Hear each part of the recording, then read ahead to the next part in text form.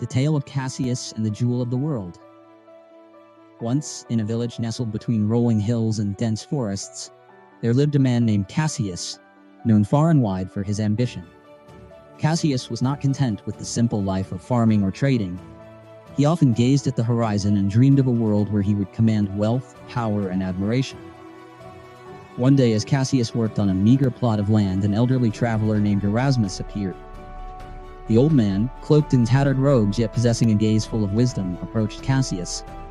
"Good sir," Erasmus began, "might you spare some water for a weary wanderer?" Cassius, eyeing the stranger suspiciously, handed him a jug. "What brings you to this quiet place?" he asked.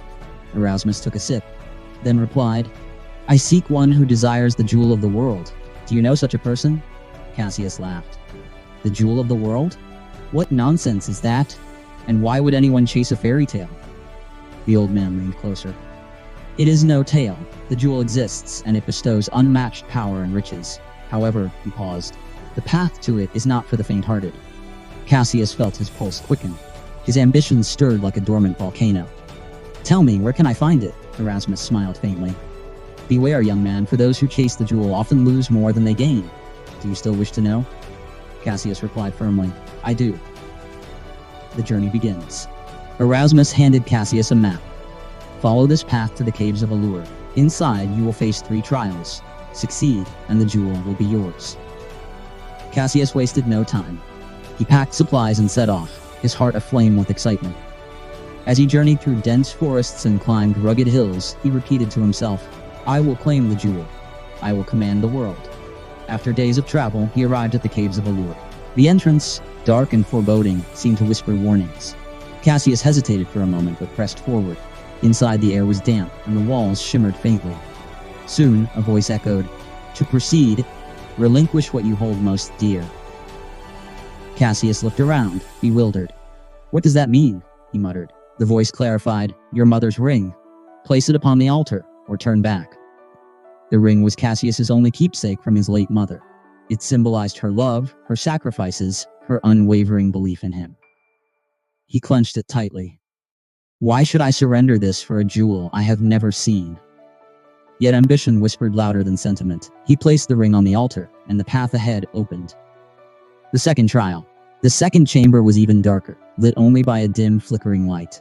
As Cassius stepped forward, the voice spoke again. "To proceed, abandon the truth for what pleases the ear." Cassius frowned. "What does that mean?" A figure appeared, an image of a rival merchant who once cheated him. The figure spoke. "Tell me a lie, Cassius.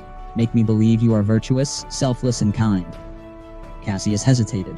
Should he speak falsehoods to this shadowy figure, or should he turn back? But then he thought, the jewel is within reach. A lie is a small price to pay. He fabricated a tale of his supposed charity and goodness. The figure nodded, vanishing into the darkness, and the path forward revealed itself.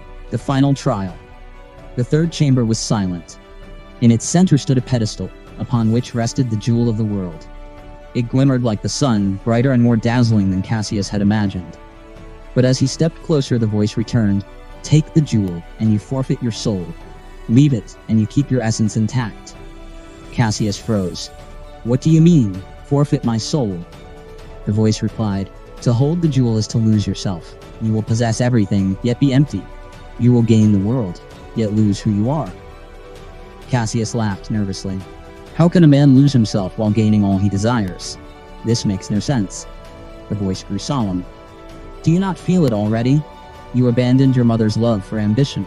You traded truth for convenience. If you take the jewel, you will lose all that remains of your humanity." Cassius stepped back. Doubt swirled in his mind. What if the voice is right? What if the jewel truly costs my soul? But then he thought of the power he would wield, the admiration he would command. Could he turn away now? The decision. He reached for the jewel. The moment his fingers touched it, the world shifted. Cassius felt his heart grow heavy, his thoughts clouded, his spirit drained. He was transported back to the village, the jewel clutched in his hand. The villagers gathered, awed by the radiant gem. They bowed to Cassius, praising him, adoring him. He had everything he ever wanted, wealth, power, and fame. Yet within him, a void had formed. He no longer felt joy, sorrow, or connection. One day, Erasmus returned. Cassius, he said softly, do you feel triumphant? Cassius stared at him with hollow eyes.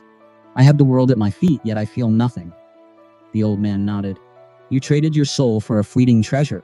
What good is it to gain the world if you lose yourself in the process? Cassius looked at the jewel, and then at the faces of the villagers. Their praise sounded hollow, their admiration meaningless. He had everything, yet he had nothing. The moral: the jewel of the world remained with Cassius, but it was no longer a symbol of triumph. It became a constant reminder of his loss. From that day on, he warned others who sought to follow his path. Ambition is not evil, he would say, but unchecked ambition can consume you. Beware what you are willing to sacrifice, for some things, once lost, can never be regained.